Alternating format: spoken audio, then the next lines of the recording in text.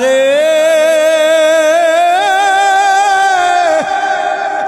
এই গুনাহগুলি নিয়া তোমার দরবারে কেমন করে হাজির হব আল্লাহ, বড় ভয় লাগে, অন্তরের ভিতরে বড় ভয় জাগে গো আল্লাহ। তবে আমি একটা কথা জানি আল্লাহ গো, মানুষ যতই গুনাহ করুক না কেন, মানুষের এই গুনার শেষেও তো তোমার রহমত আছে গো আল্লাহ। আল্লাহ আমি শুনেছি মানুষের গুনাহ যতই বড় হোক না কেন আল্লাহ, মানুষের গুনাহ থেকেও নাকি তোমার রহমতের দরিয়া আরো বিশাল। ওগো মালিক, জীবনে তোমার সিজদা দেই না, জীবনে তোমার ইবাদত বন্দেগী করি না আল্লাহ। বলতে বড় লজ্জা লাগে, কিন্তু তুমি ছাড়া তো আমার আর কেউ নাই গো আল্লাহ। আল্লাহ এই নাফরমান বান্দার প্রতি তুমি একটু দয়া করো না। এই কথা বলিয়া ওই যুবক ভাইটা কান্নাকাটি করে। ওই মা জননী সন্তানের এই বেহাল দশা দেখে মাও কান্নাকাটি করে। একটু পরে যুবক মায়ের হাতটা চাপিয়া ধরিয়া মাকে ডাক দিয়া বলে, মা আমি তোমারে দুইটা কথা বলবো। এক নাম্বার কথা হলো গো মা, এই দুনিয়ার থেকে আমার হায়াত যেই কোনো সময় শেষ হয়ে যাবে, যেই কোনো সময় আমি হয়তো বা দুনিয়া থেকে বিদায় নিয়ে যাব। মা গো মা, দুনিয়াতে মানুষ মারা গেলে কোন মুসলমানের কবরস্থানে দাফন করা হয়। ওগো মা, আমি মারা যাওয়ার পর আমারে কোনো মুসলমানের কবরে দাফন করিও না। আমি যে কত বড় পাপী গো মা, আমার পাপের কারণে কবরের মানুষদের আযাব বেড়ে যাবে। ওগো মা,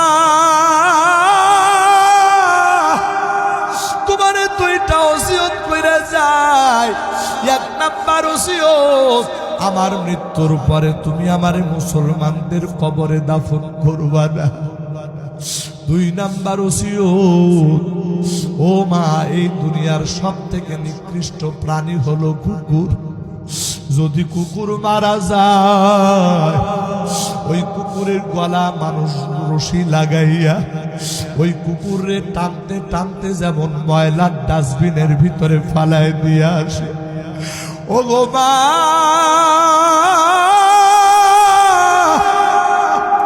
আমি তো ওই কুকুর থেকেও জঘন্য রে মা,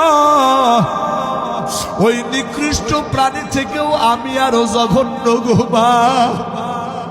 আমার মৃত্যুর পরে আমার গলার ভিতরে রশি টানায়া ওই নিকৃষ্ট প্রাণী কুকুরের মতো টানতে টানতে নিয়ে যাইবা। এলাকার ভিতরে সব থেকে ময়লার বড় ডাস্টবিনের জায়গা, ওই ময়লার ডাস্টবিনের ভিতরে তুমি আমারে ফালাইয়া দিয়া দিবা। আমার প্রাণের ভাইয়েরা, একজন মা সন্তানের মুখের এই কথা শুনিয়া মা বরদাস্ত করতে পারে না, আল্লাহরে ডাক দিয়া বলে, আল্লাহ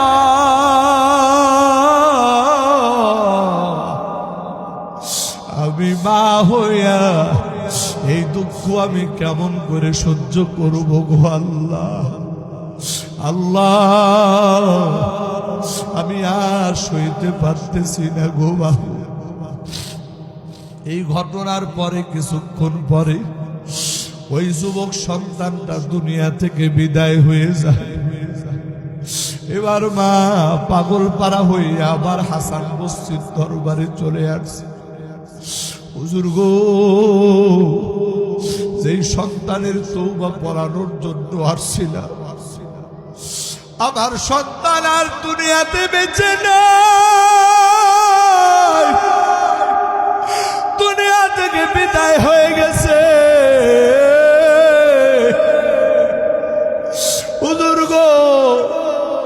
দয়া করিয়া যদি আপনার একটু দয়া হয় আমার সন্তানের জানাজাটা পড়াইবে। হযরত হাসান বসরি ধমক দেয়, বলে তোমার সন্তান জীবনে নামাজ পড়ে নাই, তোমার সন্তান জীবনে কোনোদিন কোনো নেকির কাজ করে নাই, সারা জীবন ভর শুধু মদ পান করেছে, গুনাহ করেছে। আর আমি জামানার হাসান বসরি হইয়া তোমার ওই মদখোর সন্তানের জানাজা পড়াইতে যাব, এটা তুমি ভাবলা কেমন করে? আমার প্রাণের ভাইয়েরা, ওই মা সন্তান যতই খারাপ হোক না কেন, মা তো মা, মায়ের মনের ভিতরে বুঝবানে না রে বন্ধু। ওই মা হতাশ হয়ে আবার বাড়িতে ফিরে আসছে। কি করবে? সন্তানের লাশটা নিয়ে মা বড় বিপদে আছে। ওরে বন্ধু, কিছু সময় পার হইতে না হইতে হযরত হাসান বসরি আলাইহি তার বাড়ির দরজায় হাজির। দরজার সামনে নক করতেছে, ভিতর থেকে আওয়াজ আসলো, কি? বলে আমি হাসান বসরি। এবার ওই মহিলাটা ডাক দেয়া বলে, হুজুর আপনি আমার বাড়িতে, কি ব্যাপার? হযরত হাসান বসরি বলে, তোমারে বিদায় দেওয়ার পর আমি মাত্র কাইডোলা করার জন্য দুপুর বেলা খাওয়ার পর সামান্য সময় বিশ্রাম নেওয়ার জন্য আমার বিছানার সঙ্গে যখন পিঠটা লাগাই দিয়েছি, আমার চোখটা যখন লেগে আসে অবস্থা, এই সময় আমার মালিকের পক্ষ থেকে আওয়াজ আসতেছে, ও হাসান, বলো তো দেখি তুমি আমার কেমন বন্ধু? অথচ তোমার এলাকার ভিতরে আমার একজন বন্ধু মারা গেল, অথচ তুমি নাকি আমার বন্ধু হয়ে বন্ধুর জানাজা পড়াইবা না। হযরতে হাসান বসরি বলতেছে, আমি তাড়াতাড়ি লাফায় উঠে গেলাম। কি শুনলাম নিজের কানকেও যেন বিশ্বাস করতে পারি না।